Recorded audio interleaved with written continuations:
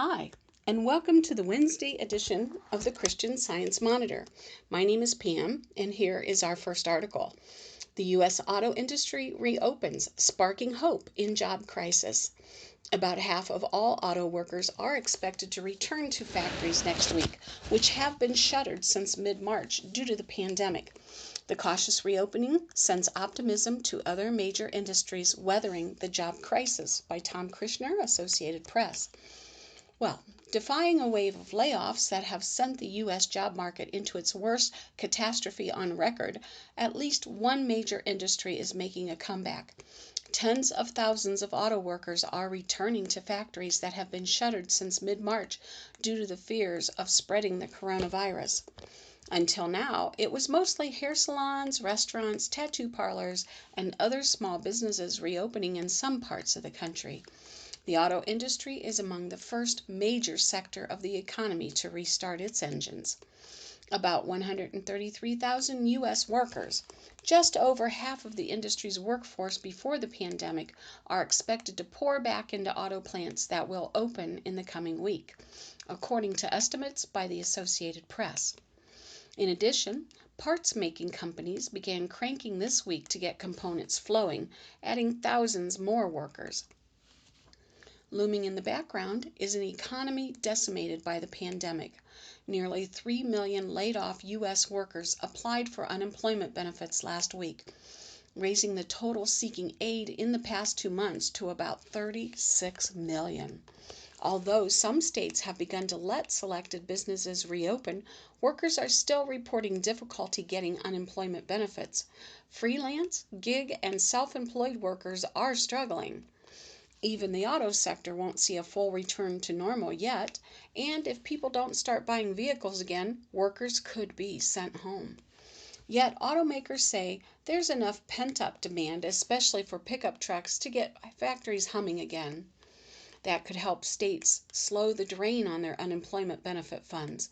In Michigan, where over one-third of the labor force sought benefits, the fund fell from $4.6 billion before the pandemic to $4.1 billion on April 30th, said Jeff D'Onofrio, director of the State Department of Labor and Economic Opportunity. Some returning auto employees could work part-time and get still some unemployment benefits, but federal programs could cover part of their payments, he said. At Ford, where about 47,000 U.S. factory workers will return by next week, there is optimism that consumer demand will accompany them. Chief Operating Officer Jim Farley said the company has seen sales start to recover. Ford is predicting stronger sales in the future in Europe, China, and the United States based on data collected from new models equipped with internet modems that show the number of times an engine is turned on and off. The company found a correlation between the number of trips people take and auto sales, with trips increasing as restrictions eased. We started to see in early April a change where people started to take more trips, Mr. Farley said on Thursday. The sales declines stopped and our retail sales improved a lot. Auto sales in China, where the virus peaked before the U.S., could be a harbinger of things to come. China's sales fell just 2.6% in April from a year earlier, compared with a 48% free fall in March. Production at many plants is nearly back to normal after being shut down in January and February. Volkswagen, Honda, Mercedes, and Ford reported no virus cases among employees since reopening. Fiat Chrysler had 2, but said the workers never entered factories. Things are worse in Europe, where sales plummeted 55% in March, and some factories are running at only a 40% capacity. The pandemic has affected more than 1.1 million European auto industry workers, almost half the sector's manufacturing jobs. Most are getting paid through government support. A survey of auto parts suppliers showed that a third of executives believe it will take at least 2 years for the industry to recover. U.S. sales fell 46% in April compared with a year ago, but analysts are forecasting a smaller decline of 30% in May. Sales have been juiced by incentives with offers of 0% financing for 7 years. Government statistics show auto production dropped over 70% in April. Pickup trucks are giving automakers the most hope, says Jeff Schuster, Senior Vice President at LMC Automotive, a consulting firm. From January through April, total auto sales were down 21%, but pickups were only off 4%, he said. Yet, Mr. Schuster says automakers could be a little too optimistic. Those consumers who are still unemployed are not likely to be making auto purchases, he said. Some U.S. automakers, like General Motors, are restarting slowly, only bringing back workers on one shift in factories, some of which ran around the clock before the pandemic. Others, like Subaru in Indiana, have a full complement of employees. Although companies are taking precautions, one big virus outbreak at an auto plant could send the industry back into hibernation, and the industry could face parts supply interruptions from Mexico, where the government wants to reopen factories despite rising virus cases. Automakers in the U.S. are requiring employees to fill out questionnaires daily to see if they have symptoms, taking temperatures with no-touch thermometers before workers enter buildings, and requiring gloves, masks, and face shields. They've also tried to keep at least 6 feet between workers, staggering time between shifts so workers don't interact, and put up plexiglass barriers when possible. All the steps were tested on U.S. workers who volunteered to make protective gear and breathing machines while they were laid off. Automakers say they know of no virus cases among workers in the effort. But Phil Cuthbertson, a worker at GM's transmission plant in Toledo, Ohio, who will return on Monday, said he has mixed feelings. "I just don't want the whole thing to be pushed on us to go back if it's not safe," he said. Cindy Estrada, United Auto Workers Vice President for Fiat Chrysler, said she's been impressed by the company's safety commitment, but she's sure some workers, especially in the hard-hit Detroit area, will be fearful because family members or co-workers have had COVID-19. At least 25 UAW members employed by Detroit automakers have died from the virus, although no one is sure if they caught it at the factory. The union will be watching in case workers get infected, though there's no magic number for when it will try to close a factory, Ms. Estrada said. If something looks like it's becoming a hot spot, then we need to act quickly and make adjustments, she said. No one wants to see that happen. Well, me either. Our next article is titled, "Even with a 1-year delay, 2021 Tokyo Olympics won't be the same." There are more questions than answers for the 2021 Summer Olympics. What will be cut? Will there be fans? What about ticket refunds? How will athletes travel to Tokyo? And where will they stay? By Stephen Wade, Associated Press. Almost 2 months after the Tokyo Olympics were postponed, organizing committee CEO Toshiro Muto said Friday he still could not give an estimate of how much the 1-year delay will cost. Figures in the Japanese media have ranged between $2 billion and $6 billion, with most mounting expenses likely to be covered by government entities. Although he was vague about the costs and who will pay, Mr. Muto was very clear about one thing in the online news conference. The actual games we will have 1 year from now may not be the same conventional Olympic and Paralympic games that we have come to know, he said, speaking in Japanese and translated through an interpreter. Mr. Muto floated ideas about cuts everywhere, though the only specific target he mentioned was the torch relay. "We are looking into every possible area," he said. "It's time for all of us to review what are the essential things for the Games, what are the must-have items. I think we might come up with a new Olympic and Paralympic Games, something that is unique to Tokyo." Tokyo's future still has more questions than answers. How will 11,000 Olympic athletes and 4,400 Paralympians be housed in the athletes' village? Will the tight quarters be safe? How will they travel to Tokyo? How will they train and qualify? And what about thousands more staff and game officials? Will there be fans, or will it be a television-only show? What about millions of tickets already sold? Will there be refunds? Will a vaccine be available? Will young, healthy athletes be a priority for a vaccine? Mr. Muto spoke a day after the Switzerland-based International Olympic Committee acknowledged it would have added costs of $800 million because of the postponement. The IOC said $150 million would be made available for loans to national Olympic committees and sports federations, some of which have few sources of revenue outside the Games. But the IOC gave no details of where the other $650 million would go.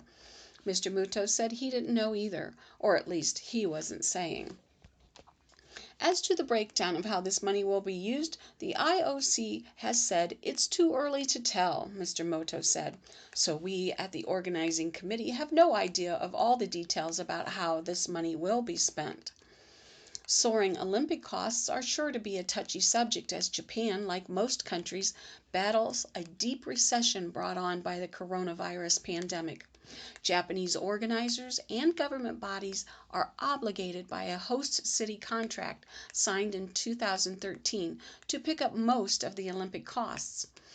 When they were awarded the Games 7 years ago, Tokyo officials said the Olympics would cost just over $7 billion. Tokyo now says it's spending $12.6 billion to organize the Games, but a government audit report last year said it was twice that much. All but $5.6 billion is public money. Mr. Muto said organizers are still trying to guarantee that 43 venues will be available next year, hoping to keep the same event schedule when the Olympics open on July 23, 2021. It's going to take a bit of time, Mr. Muto said, and that cannot be helped. Well, on to the next article. For grandfluencers, age isn't a social media hindrance, it's a hook. The coronavirus lockdown is largely about protecting the elderly, but some are taking advantage of social media to share their experience and get by Sarah Miller Lana, staff writer. She's not your typical social media influencer, but in atypical times under strict quarantine, Spain has turned to Luisa Quintero Sanchez, better known as Tata, for their dose of daily escape. I'm 95 years old and I've adopted technology to help us stay in our houses to fight the coronavirus, reads her Instagram profile, which has attracted more than 106,000 followers since the show #CurrentTata began this spring. Each afternoon, she and her millennial great-nephew, the Spanish actor Miguel Angel Munoz, do an Instagram live together, dancing, singing, and laughing, and always holding a minute of silence for those lost to and fighting the pandemic. In a recent episode, their 44th, she is dressed in a string of pearls and a flowery blouse and begins the show with a sign of the cross. Her nephew clicks a clapperboard and Tata reads hauntingly off a script, as she does every day, welcoming viewers. The love the two share emanates from every interaction, no matter how silly. When he dresses up as a flamenco dancer, her head goes back in laughter, and she takes out a handkerchief to wipe her eyes. The adulation comes pouring in. "This is the best part of my afternoon," crows one Instagram follower. Another in all caps sums it up. "Tata, you are the solace of Spain." Tata is one of many figures of advanced age to become a social media sensation lately. Indeed, while older adults have often been portrayed as vulnerable, weak, or lonely during the pandemic, the image of residents peering out of nursing homes will surely become iconic. They have also gained space as voices of authority, positivity, and resilience.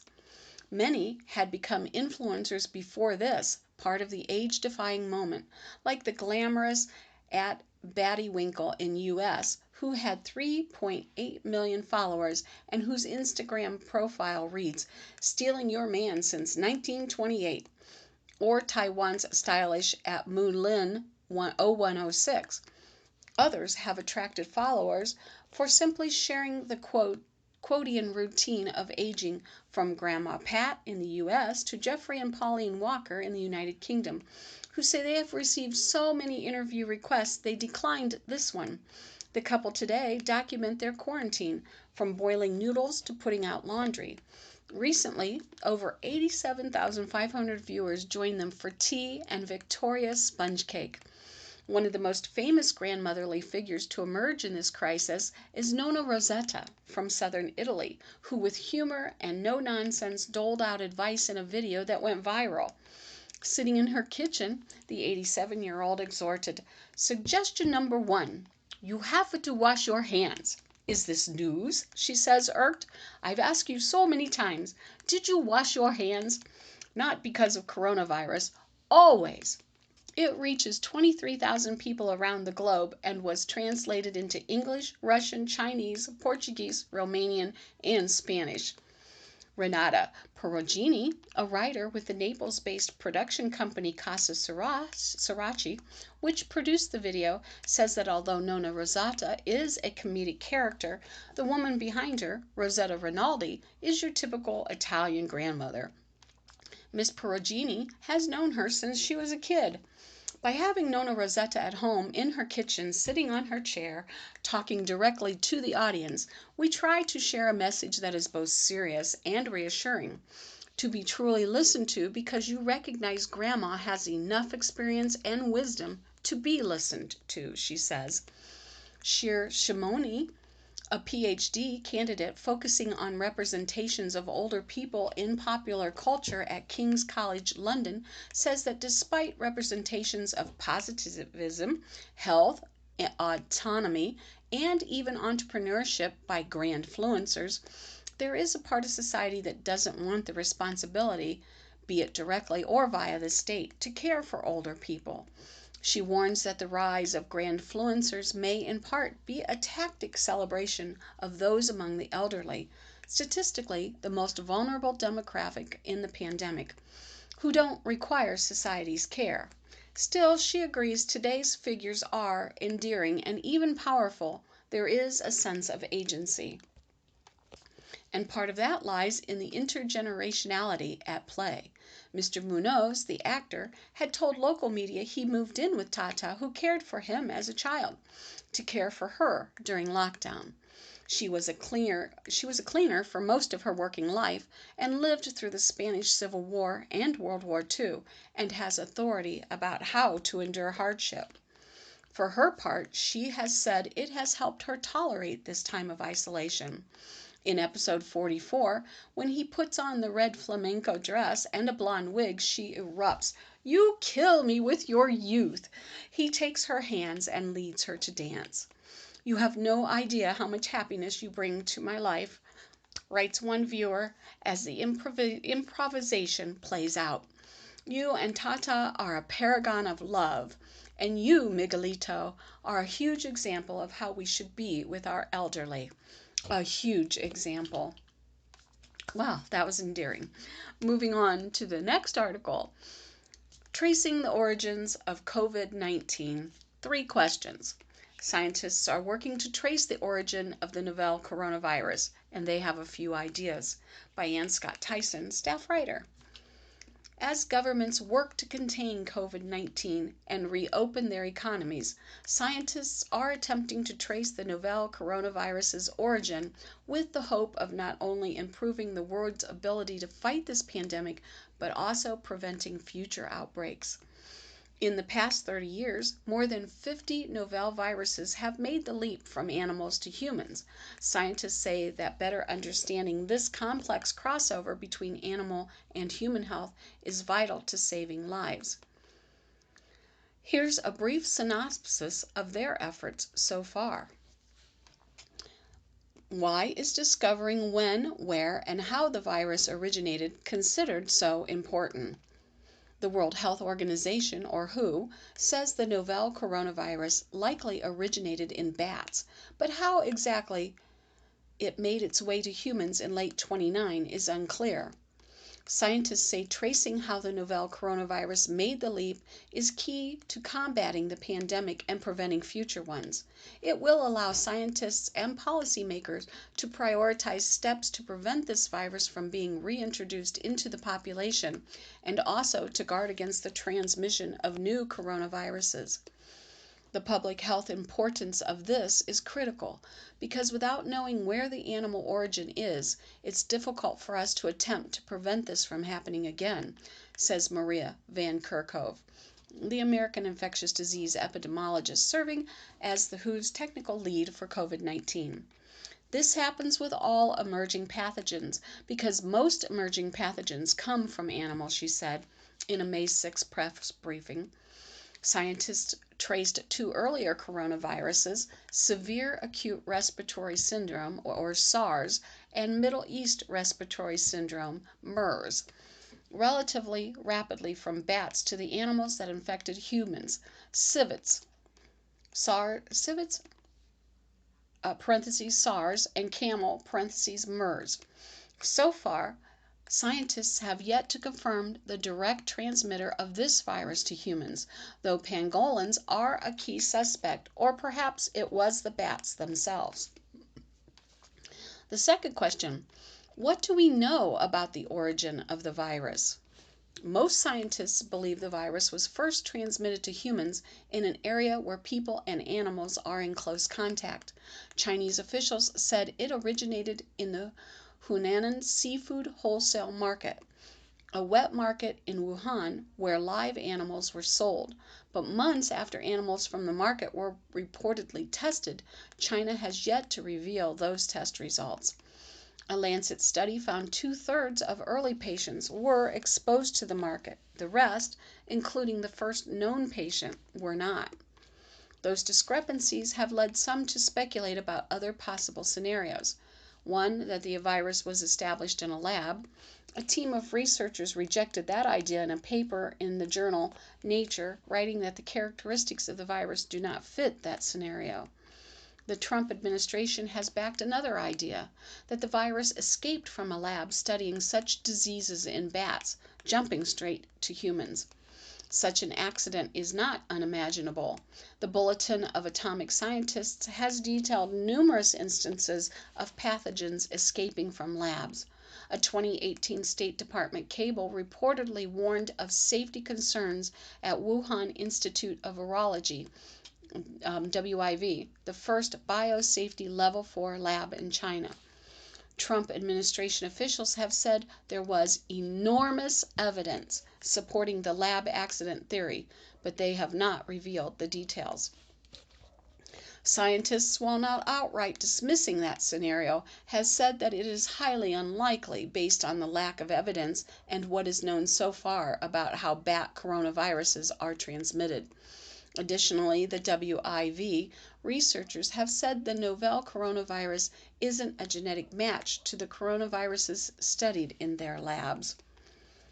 The next question, to what extent are scientists able to stay above the political fray? The WHO is in discussions with China about a follow-on research mission focused on animal origins of COVID-19. As recommended by the WHO in February, Dr. Van Kerkhove said in early May. The mission supported by the WHO would take an academic approach and really focus on looking at what happened at the beginning in terms of the exposures with different animals, she said. Despite the U.S.-China political tensions, some U.S. scientists are reportedly already working with Chinese scientists to investigate the virus origins.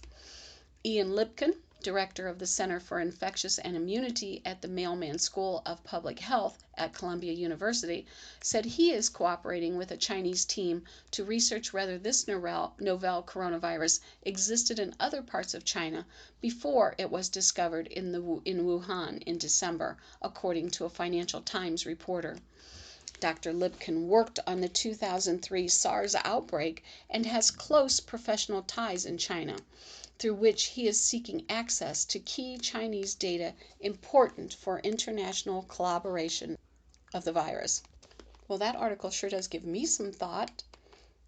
Our next article is titled, National Unity During Crisis. Look to Lessons from World War II. Coronavirus isn't the first global emergency the U.S. faced while wrestling with deep internal divisions. Wartime has taught us to band together. By Jessica Mendoza, multimedia reporter, Jingnan Peng, multimedia producer. healthcare workers clashing with anti-lockdown protesters, members of Congress arguing over safety measures, and debates around public health that map out over racial, social, economic, and ideological lines. In today's age of hyper-partisanship, it seems not even a worldwide pandemic can bring Americans together. If anything, the crisis appears to be intensifying existing divides. But this isn't the first time the U.S. has faced a global emergency while wrestling with deep internal divisions. We often remember the World War II era as a period of fervent patriotism and national unity. But the country back then was also confronting serious social and political rifts around race, the economy, and America's role in the world. There are some important differences. World War II supplied clear enemies to rally against in Nazi Germany and Japan, while the coronavirus is faceless and invisible, says American University historian Alan Lichtman. We are also more divided along partisan lines today and trust less in government and institutions than we did under Franklin D. Roosevelt. Still, we didn't go into World War II a united nation, Professor Lichtman said. The recognition, in a bipartisan way, of a dangerous common enemy brought us together.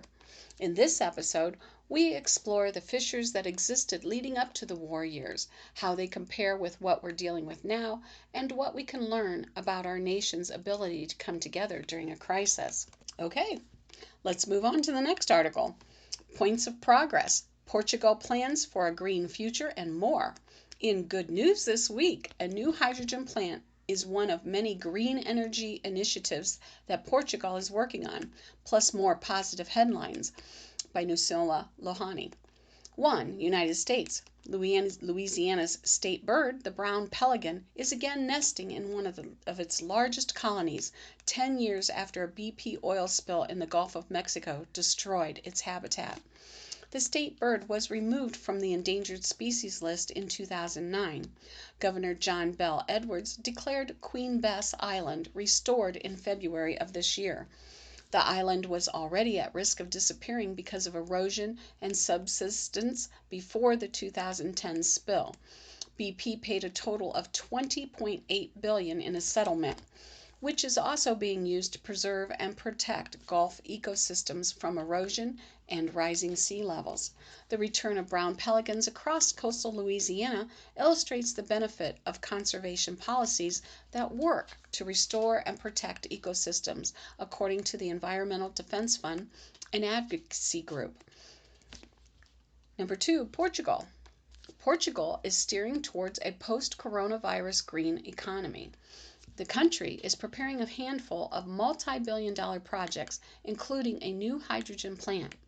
The government is also holding a licensing auction for new solar energy plants in June, which has been delayed. The solar-powered hydrogen plant is expected to produce cleaner energy than fossil fuels, and it is estimated that it will attract more than $5 billion in private investments.